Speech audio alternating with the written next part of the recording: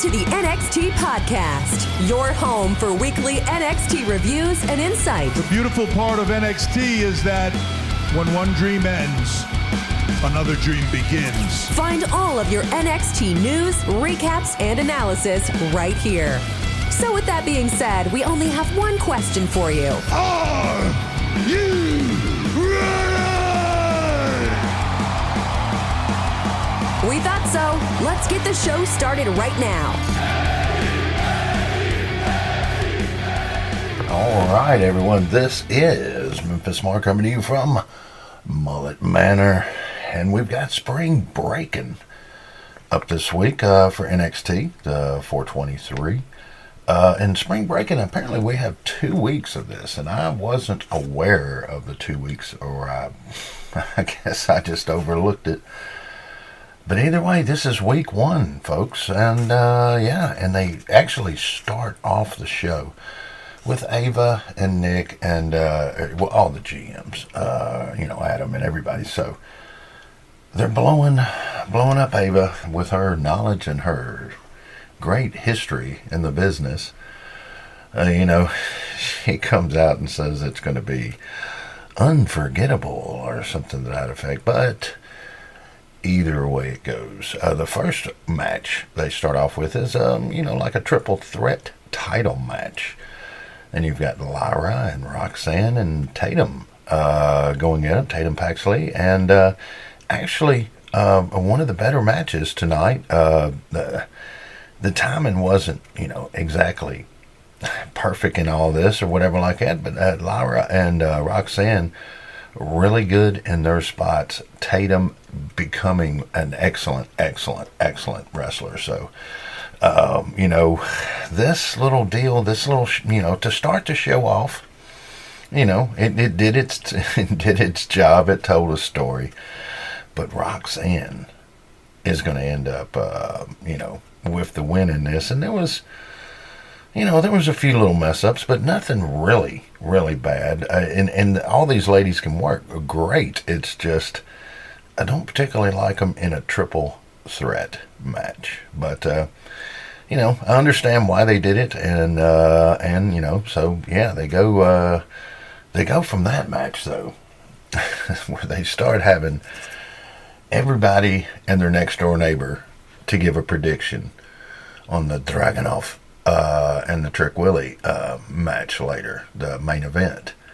And they get everybody from all the main rosters to some other people that I guess are some kind of stars, maybe some of the athletes for the Paris Olympics. I mean, it seemed like they asked everyone, and everyone gave their scripted opinion. Very good. So, yeah, they do that a few times in the show, where they just keep going over and over that. But hey, it's filling time and giving everybody a little TV time. So and then let me see. After that, they've got a new tag team coming out, and the guys looked good from what little spots I saw or I've seen of them. They looked pretty good in the ring, but they sounded a little New Day-ish with their verbiage and everything. I hope we're not getting a bigger version, a bigger, stronger version.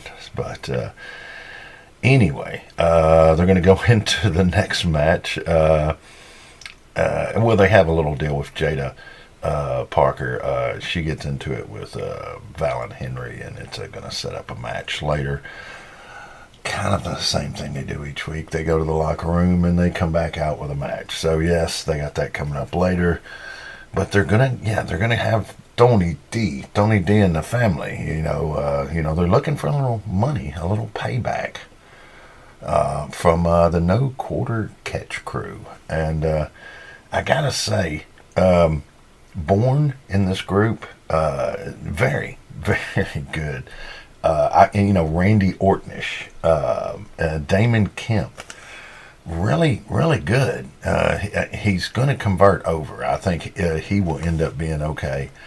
Who would I put him more of a bigger, stronger Taz? Maybe definitely more talented. And then yeah, you've got the Steven Regal.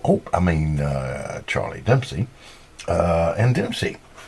In this match, of course, Dempsey is the Heritage Cup, holder, and that's what this is all going to end up coming back to next week, is a match in here. And as far as this match, this is one of the better matches too, so the first two, it looks like, I got, if I was going to do a scoring from, say, 1 to 5, they're threes, 2 and 3/4, but somewhere in that range. But Tony D and the No Quarter Catch Crew, the match is going to be pretty good. Man, I see so much in Dempsey and Regal. I could see them making him King of the Ring on down the road, and just there's with his talent, it's unlimited. But and we got a Rampage Jackson reference from, I believe it was Booker T, on a slam that Tony D did. So and Tony D, they're going to end up winning this match and getting a little revenge, which is pretty much just going to set up for an Heritage Cup spot on down the road. And they played it off pretty good. They told a story in this, so that's all you can ask for, folks. They told a story, and it was actually not so bad. Let me see. Then they've got a kind of a nice little spot with Baron Corbin, and you know what? They sent Dijak down to the NXT to kind of reinvent himself, and I guess he has or whatever. But Corbin, man, Corbin's starting to grow on me a little bit more and more. I just I don't know what it is, but they're doing a little promo spot with him and a camera guy, and hey, Lexus King comes in and brings him a basket of goodies for him to take away as he's going to be leaving NXT, and that's going to lead up to a match in itself. But Baron does make a reference to Lexus King's beard, saying it can't be real, man. And it is a pretty jacked. It's a lined up beard, that's for sure. And then, we're going to end up having that match with Jada Parker and Valen Henry. Of course, OTM in the house coming out with her. And the match itself, this would have been a 2.5 type of match. Jada is just, I think, needs more time in the ring. I can see some great talent in there, in her facial expressions and her mannerisms. She's got star written over her, all around her. But Valen Henry is kind of already there. She could be plucked from this roster and put right on the main event or the main roster. The match itself is a pretty good match, but their go home, their finish, not so good. Not so good. But Jada was doing some like Kevin Nash moves. That's one of the few times you're going to hear someone mention, when it's talking about wrestling moves, and putting Kevin Nash name in there. Look, I love me some Big Sexy, but he is not the in-ring performer. He's I shouldn't say that. He's not the same type of in-ring performer, but good. I don't want to mad at me, but she used some Kevin Nash type moves. So as I said, the match itself, pretty good. It's just the go home. I just wasn't the craziest about. Let me see. We have a JC Jane and Jasmine. We have a sighting, and she's laying it down about Thea. And JC does pretty good with the stick. So she, although Jasmine behind her, like a behind her head, if her head would have moved a little side to side, we'd have really had something going there. And then then we got a little spot with Natty and Miss Petrovich, whatever, Karen is out there. They're going to do a promo for the first ever ladies underground match. Yeah, so we'll see how this is going to go, but somebody wrote it, so it will be done. But then we go into the contract signing for this first ever ladies underground match, and it was they've got everybody surrounding the ring. Of course, no ropes. They're backwoods version of UFC, I guess you would say. But Natty comes out there with KP and talking their stuff, and Lola comes out, of course, makes a couple good remarks, saying that she not only shakes her butt, but she can kick some butt. It wasn't so bad, but Natty did have some good spots, talking about, the respect for Lola since she had fought in the cage. But Natty brings up the dungeon, the Stu Hart dungeon. So, good little spot there. And we got to have a good end. We got to have a good end. So, let me see. Somebody gets hit, and then, they bring Shayna Baszler out and reveal her as Lola's trainer. And there's some words, and KP kicks Shayna upside the head after she gets shoved, and Natty and Lola throw down, but Natty throws Lola into the wrestlers that are surrounding the actual ring. They catch her. Yeah, good little spot there. Good little spot. You can't say nothing too bad.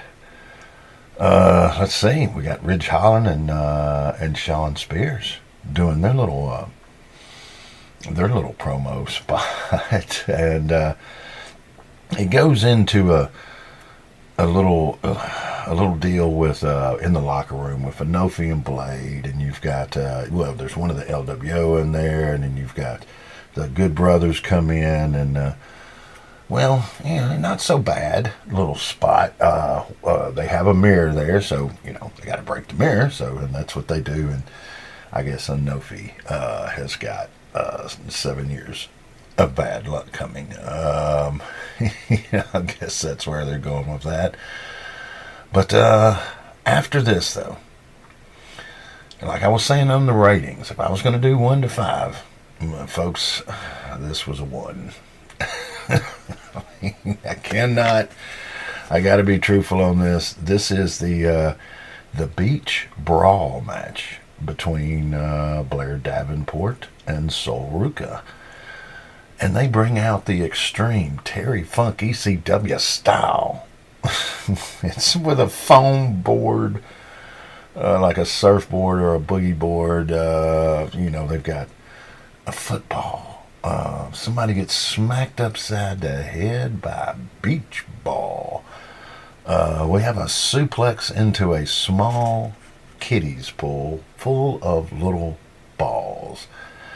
I mean, these ladies went out and performed the match. I would say, ladies good, match bad. That was about the easiest way I can put that, man. Sol Ruka's going to win the match, and she does some spectacular moves. And of course, Blair Davenport is consistent, just straight ahead, good in-ring performer. But it's hard to make a plastic beach ball look. I don't know who wrote this one, but they need to be set down and explain a few things. They need explaining. To. And then they're going to do, they're going to do a Trick promo, a Trick Williams promo, and this is where it's starting to push the limits here. All right, apparently his mother is in the hospital, and he was calling her, and of course she ends the conversation with, whoop that trick. I was loving to whoop the trick at first. I was loving it at first. Yeah. But yeah, they do a little, and oh yeah, Johnny Gargano's got to show up and give a little pep talk and to Trick and yeah, I guess all right. But then they go into a promo for the next premium live event, which would be Battleground, and they're going to do it in Vegas, which hey, cool, sounds good. But they're going to do it at a UFC facility using the UFC ring.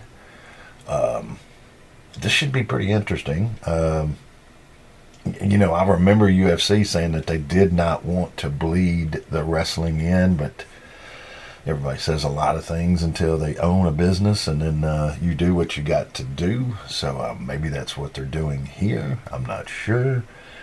But this should be pretty interesting to see how they pull this off. You know that they're going to have all the good camera angles and all that stuff's already covered. UFC's, you know they've got that covered. But how the facility plays itself to a premium live event for NXT, we will see. We'll see how it goes. And then we got, before the main event, we've got one more match, and it's the added match because of the basket and the beard.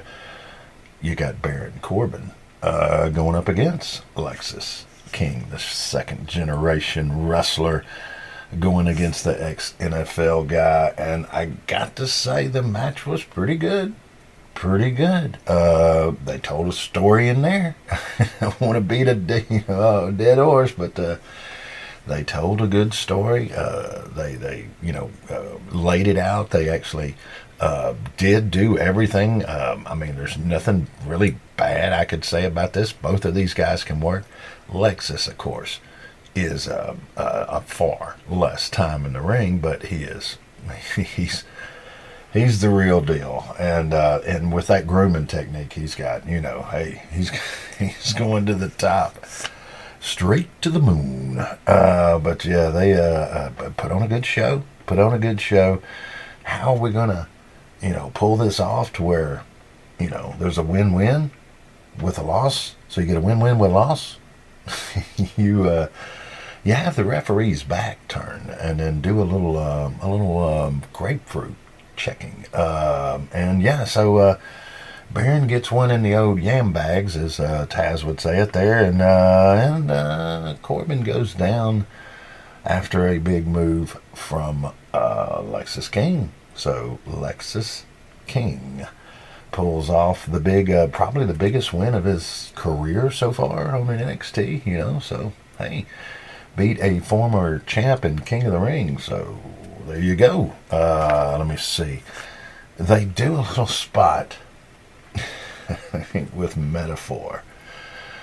The car breaks down and the two gentlemen get out, and at least they did figure out how to get the hood up, and they're out there trying to figure out what to do to the car. And then the ladies come over and pretty much say, get back in the car, Metros, and get in here, you don't know what you're doing.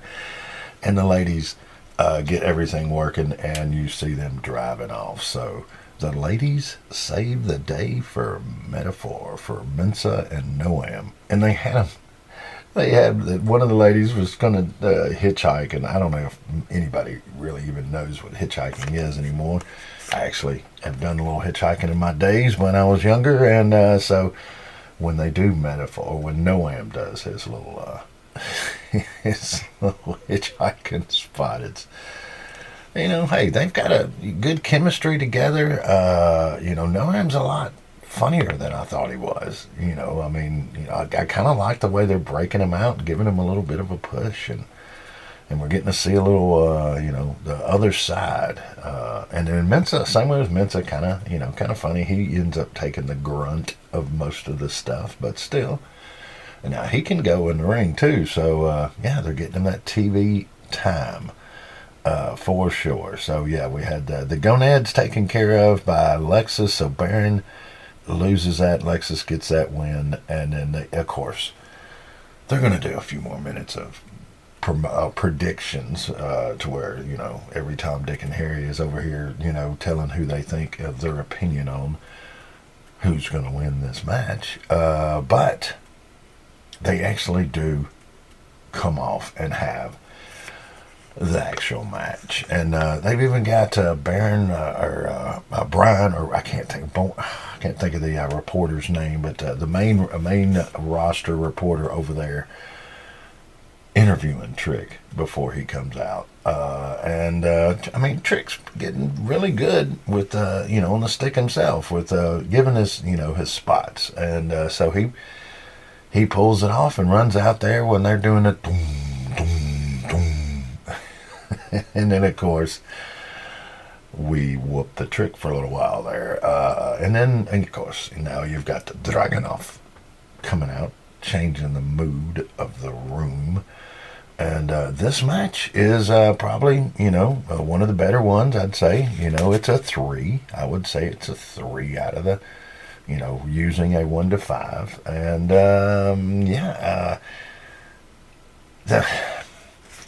the Dragunov is always going to pull it off and make it look good. And don't get me wrong, Trick does a great job in here most of the time. It's just, man, they're giving him a monster push.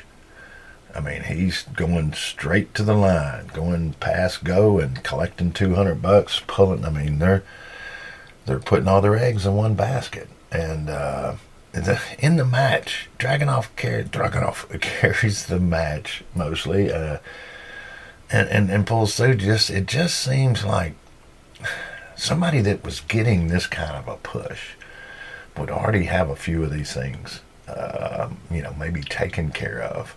But maybe it's just the timing, and they're going, they're riding the wave, and going ahead and giving the push maybe a little prematurely. But they're doing it, and in this match, they have a little of everything. Dragunov looks like he may have re-injured his wrist or his hand while he was pulling the H-bomb off the top rope on Trick 2 times, and then a third, which all get kicked out. And one of the times is because he has a pain in there, saying he can't get over there quick enough for a pin. And, man, they go back and forth. Now, the end, it sounded like somebody was telling him, whatever version of Go Home in this one. The end was okay. It was okay. And the match, was pretty good. I just think it did not live up to the hype, is what I'll say. And when I gave it a 3 on the 3 at 1 to 5, I was being generous a little bit, probably about a half a point, because they just pulled it off. But even at the end, all right, so they pull it off, and it looks like Trick's getting ready to do his, a ceremonial, like get up on the ropes or whatever, and you can clearly hear the ref going, look, we got 1 minute. So Dragunov goes over and kind of presents him with the belt, and Trick goes to go back up on those ropes again, and when he does that, the ref, you see him come over and touch his foot, like get his attention, like because the crowd will be going so loud, so they do a touchy-feely to make sure the guys make eye contact, and it was like, you got 1 minute. You could clear him, say you got 1 minute, so he knew to get the belt, get down, and get ready for that money shot at the end where he's in the crowd and everybody's going crazy because Trick Willie pinned Dragunov. So, big deal. I guess Dragunov is going to go take maybe a few weeks off. Maybe they'll use him in a European tour over there or something like that. But, we have a new NXT champion in Trick Williams. So get ready to see a lot of those t-shirts, and you're going to see a lot more Lola Vice merchandise too, because they're really, I think, doing a good job of doing that. But yeah, so we got a new champ. So we'll see how he does from here, folks. That's faux show. All right, guys. Well, that is the first week of spring breaking. It just, anyway. All right, let me see. I did have one little note I wrote down. Oh, yes. In the show, they do a spot with the New Testament or whatever they're called here, but you got Paul Ellering and the guys cross and everything, but I haven't really heard them do any promo spots with Paul Ellering speaking, because he was such an elegant look.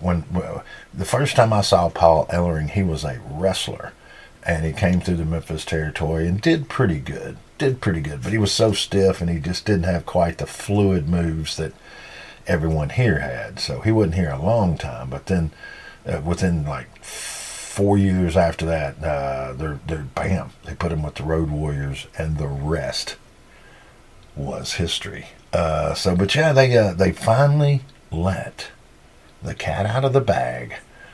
They let the beast loose, and they let Paul Ellering speak. So kudos to whoever finally figured that out.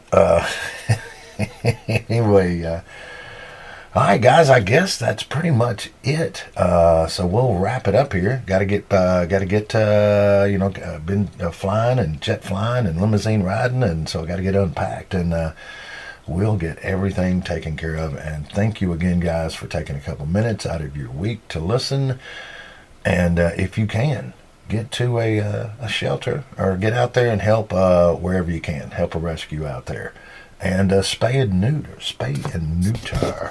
Absolutely getting ready to have to do that myself to the big pup. Got to get him fixed. So, yeah, guys, you have a great week. And this is Memphis Mark, and I'm out of here. Thanks for listening to the WWE Podcast. Don't forget to subscribe on your favorite podcast app so you don't miss a show, or head to WWEpodcast.com. And for all of these shows ad-free, head over to patreon.com/WWE Podcast. Until then, we'll see you next time.